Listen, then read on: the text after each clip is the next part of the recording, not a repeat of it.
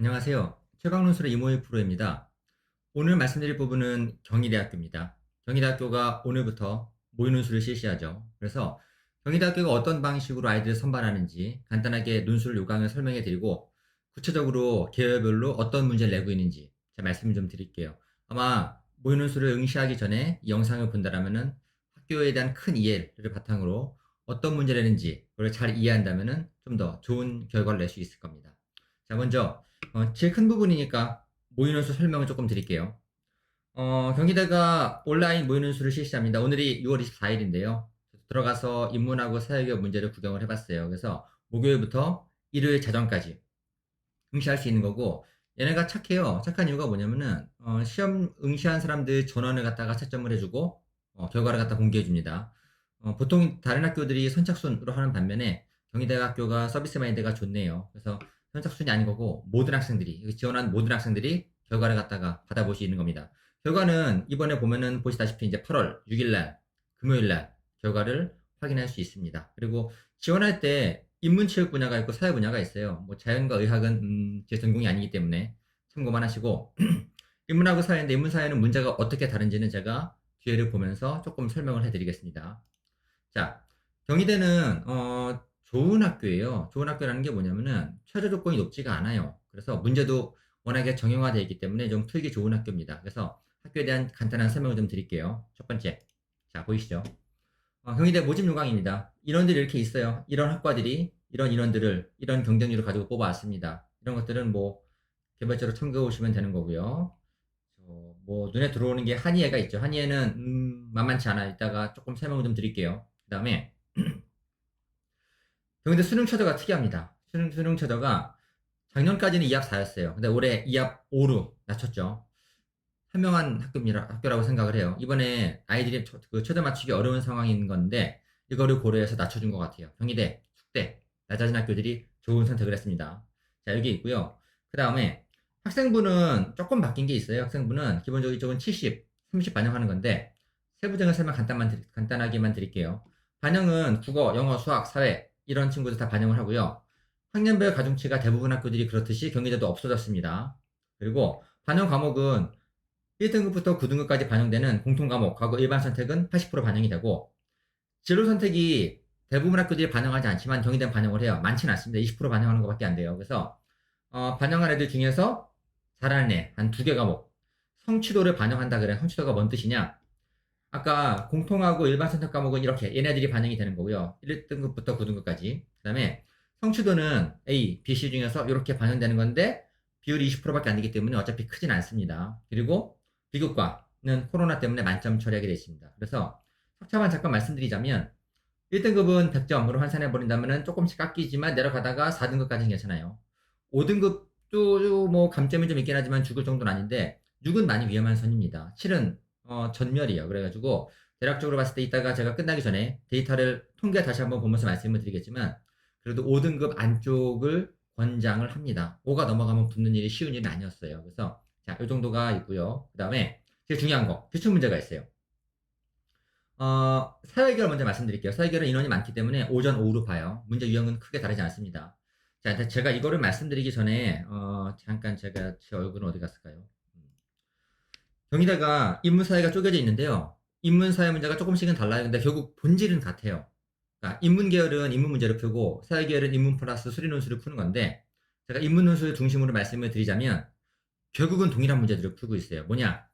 얘랑 반대가 되는 걸 찾아내는 거 이것밖에 없어요. 이게 문제를 조금씩 변형해 나가는 것 뿐인 거지 근본적으로는 차이가 나오진 않습니다. 제가 자 자료를 보면서 말씀을 드릴게요. 경희대가 이번에 작년 거 가장 최근 문제죠. 작년에 1번 이렇게 나왔어요. 사회계열은 1번은 인문 30점, 2번 인문 40점, 3번이 여기 보시 수리논술이에요. 수리논술. 수리가 얘네가 있어요. 좀 길긴 한데 이게 30점짜리입니다. 자, 근데 수리 30점짜리는 적혀 있다시피 수식과 그래프를 사용해서 자유롭게 적어라 라고 했기 때문에 뭐 가로줄, 원고지 무시하고 쓰면 되는 거예요. 다만 그래프 이용하는 걸 상당히 선호하는 것 같아요. 늘 나오는 건 아닌 건데 상당히 많은 답안들이 교수가 공개하는 답안들이 그래프를 이용하고 있습니다. 좁은 공간에 전달하기 좋기 때문에 그런 것 같아요. 난이도는 중간 정도예요. 한양대가 어렵고 이대가 쉽고 뭐 경희대나 중대 정도가 중간 난이도가 되는 겁니다. 자, 제가 먼저 1, 2번을 말씀을 드릴게요. 자, 작년에 사회계 1번은 제시문 6개를 주고서 분류하고 요약하라 그랬어요. 이번 모의는 수를 제가 잠깐 구경해 봤거든요. 그렇지만은 똑같았어요. 1번 문제는요. 지문 일단 작년에 6개였고 올해는 5개거든요. 똑같습니다. 제시문 가나다라 말을 분류하고 요약해라. 분류는 뭘까요? A팀과 B팀으로 분류하는 거예요. 그럼 어떻게 되는 거냐? 3대 3이라고 친다라면 혹은 4대 2도 가능합니다. 실제로. 근데 보통 3대 3이 많이 나오는 건데 이 팀과 이 팀이 정확히 반대가 되는 거였어요. 그래서 두 개를 반대로 만드는 게 가장 중요한 부분인 거예요. 2번 볼까요? 2번은 사가 말하고자 하는 바를 서술하고 사를 바탕으로 라말의 평가라 그랬어요. 오늘 문제는 조금 다르긴 해요. 오늘 거는 앞에 나오는 게 두 팀 나오잖아요. 1번에서 두 팀 나오면은 두 팀 중에 하나를 내가 무엇을 지지하는지 고르고 내가 지지하는 걸 가지고서 제시문 뭐 나머지 애들 바, 사, 안가 세 개를 갖다가 평가해봐라라고 나왔습니다.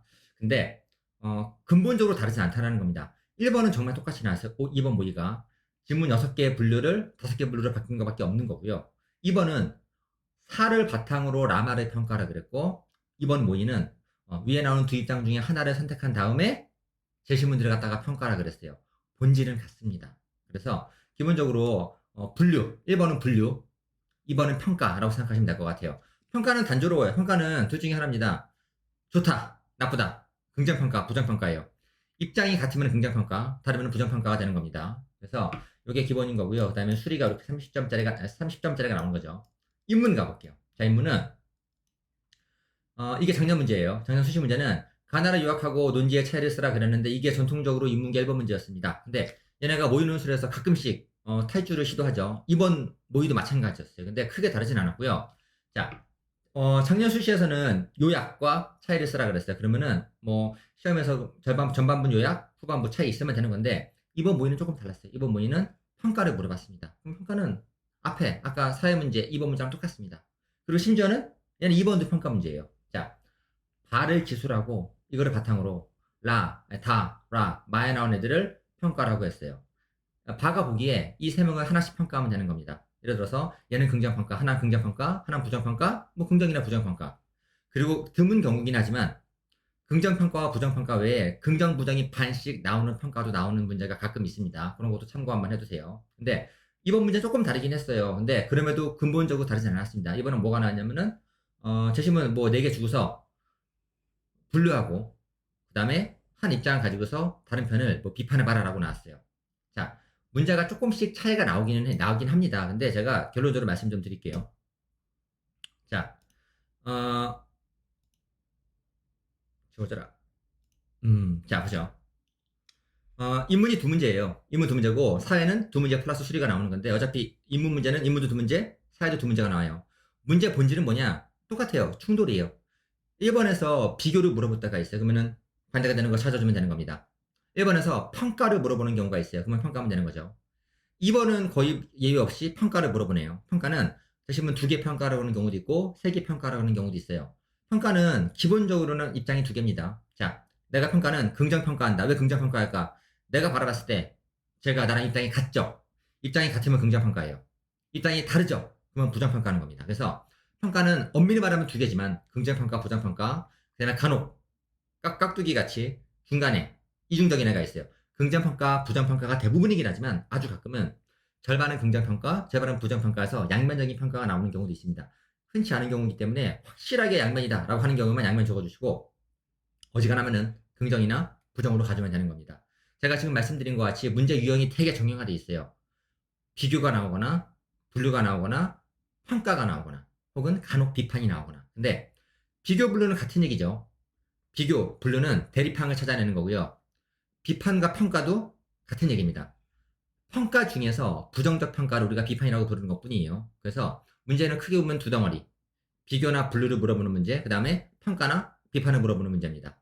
이 기본 포맷이 바뀌진 않아요. 물론 아주 미세하게 조금씩 뭐 디테일이 바뀔 수는 있는 건데 우리가 그 정도 차이를 가지고서 와 신기한 문제가 나왔다라고 놀랄 정도는 아니라고 생각을 합니다. 그래서 문제를 잘 풀어볼 수 있을 거라고 생각을 해요. 120분 동안 쓰는 거니까는 시간 갑니다. 시간 가는 거기 때문에 거기 맞춰가지고 잘 적어줬으면 좋겠어요. 자, 조금만 더 볼게요. 내가. 그리고 시험 일정은 경희대 같은 경우는 뭐 수시 논술이 이렇게 일정이 있어요. 이건 지금 뭐 중요하진 않아요. 나중에 바뀌기도 합니다. 모의 논술이 있고 중요한 거는 전략이에요. 전략은 경희대는 학교 레벨에 비해서 최저가 낮은 편입니다. 예전에 2합 4도 낮았는데 2합 5는 더 낮아진 거였어요. 그래서 2합 5는 괜찮아요. 2합 5면은 사탐도 한 과목만 반영해요. 예를 들어서 사탐 하나, 영어 하나 맞추면 쓰는 게 가능해지는 겁니다. 두 번째, 내신 반영률이 높기는 하지만 붙는 애들은 3, 4등급 되고요. 5등급도 괜찮아요. 6등급도 드물지만 있습니다. 7은 전멸한 것 같아요. 7은 좀 어렵습니다. 그 다음에 지원할 때 시험 일정을 잘 활용해야 돼요. 왜냐? 경희대는요, 인문은 성대랑 늘 겹쳤어요. 그래서 상위권 애들이 대부분 경희대에 버리고 성대로 갑니다. 그래서 경희대 인문을 쓰게 된다면은 경쟁자들이 그리 강하지가 않아요. 그래서 꽤 쓸만한 시간대가 나오게 되는 겁니다. 두 번째, 수학이 자신이 있으면은 우리가 있는 사람 많지는 않죠. 수학에 자신이 있으면은 사회계열을 적극 공략했으면 좋겠어요. 사회계열에 인기학과가 많거든요. 그래서 수리가 있는 건데 수리는 난이도가 어려운 수준은 아니지만 그렇다고 만만한 수준도 아니다. 참 도움이 안 되는 표현이긴 하죠. 근데 정말 그래요. 어려운 게 하장되고 만만한 게 2대인데 진짜 딱 그 중간 수준입니다. 그래서 기출문제를 풀어보세요. 몇 개 풀어보시면은 풀만하다 느낌이 올 거예요. 어느 정도 풀만한 선이 된다면은 도전해봤으면 좋겠습니다. 자, 이 정도가 있고요. 그 다음에 제가 학교를 지원할 때 참고할 만한 자료를 좀 보여드릴게요. 이거는 이제 그 경희대에서 학교 측에서 공개한 자료가 있어요. 어떻게 생겼냐면요. 자, 볼게요. 첫 번째. 작년 데이터예요. 작년 데이터인데 모집 인원이 있고 지원 인원이 있고 경쟁률은 대박 살벌하죠. 살벌해 뭐 60대, 70대 막 이런 건데 실제적으로 실제 경쟁률이 되게 낮아요. 왜냐면 처제를 못 맞추거든요, 애들이요. 생각보다 잘 못 맞춥니다. 그래서 20대 1, 18대 1, 그 다음에 보시면은 뭐 7대 1 되게 낮죠. 생각보다 그렇게 높진 않아요. 그래서 왼쪽에 보시면은 경쟁률만 그냥 보지는 마시고 거기 왼쪽에 있는 오른쪽 파트에서 수능 최저 기준 얼마나 맞추는가 봤을 때 낮은 애들은 얼마나 되냐면요. 세상에 스페인어학과 실제 경쟁률 5대1밖에 안 돼요. 5대1이면 정시랑 비슷하거든요. 진짜 정말 정말 쉬운 전형이 될 수도 있는 겁니다.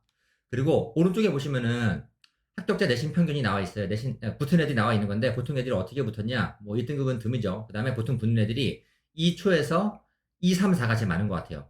5가 좀 드물고 6은 매우 드물고 그 다음에 7은 전멸한 것처럼 보입니다. 그래서 내신이 5등급 안쪽이면은 가능한 한 썼으면 좋겠고 5가 넘어가면은 좀 위험할 수 있습니다. 자, 이거 말고도 있죠. 한의예를 포함한 이런 학과들도 있는 건데 한의예 좀 특이해요. 한의예가 애들이 얘네가 최저가 높잖아요. 그래서 일반 계열은 좀 낮지만 한의예 최저가 높아요. 그래서 최저를 맞추면은 야 이거 대충 써도 붙겠구나 이런 안이한 생각하는 경우가 많이 있는 건데 한의예 한번 보세요. 한의예는 작년에 기본 경쟁률이 249대 1이었어요. 최종 경쟁률이 249대 1이었는데 최저가 높으니까 그러면 진짜로 실제 경쟁이 떨어지는 거냐? 실제 경쟁률 88대 1입니다.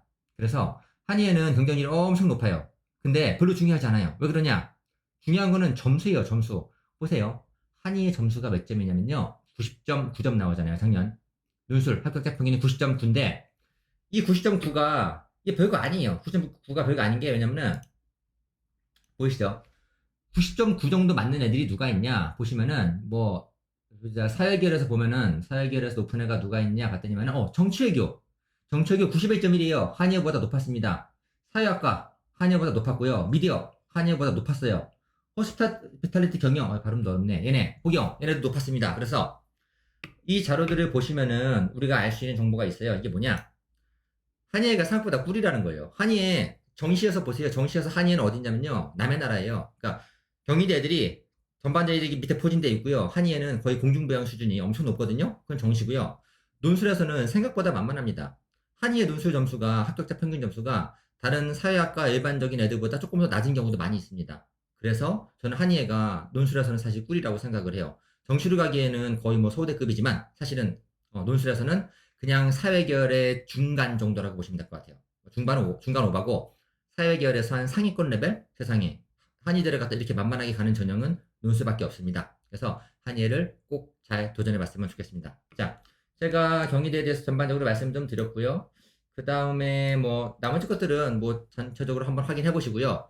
문제가 이 시험 지금 진행하고 있습니다. 그래서 오늘 목요일부터 일요일까지 지원이 가능한 거니까는요. 꼭 보시고 확인해 봤으면 좋겠습니다. 그리고 뭐 궁금하신 부분 제가 뭐 어느 학원 출강하는지 그다음에 뭐 합격 실적 이런 게 궁금하시면은 뭐 요 전 영상이나 확인해 보시면은 확인이 가능합니다. 자, 그러면은 잘 도전해 보셔가지고 성적 받아보시고 잘 보면 기분 좋은 거죠, 그렇죠? 잘 봐서 쾌감을 느꼈으면 좋겠습니다. 지금까지 최강논술 이모의 프로였고요. 제가 다음 주 월요일 날 이대 논술도 있거든요. 그래서 이대 논술 직전에 다시 한번 2대 영상도 올려드리도록 하겠습니다. 자, 수고하셨습니다.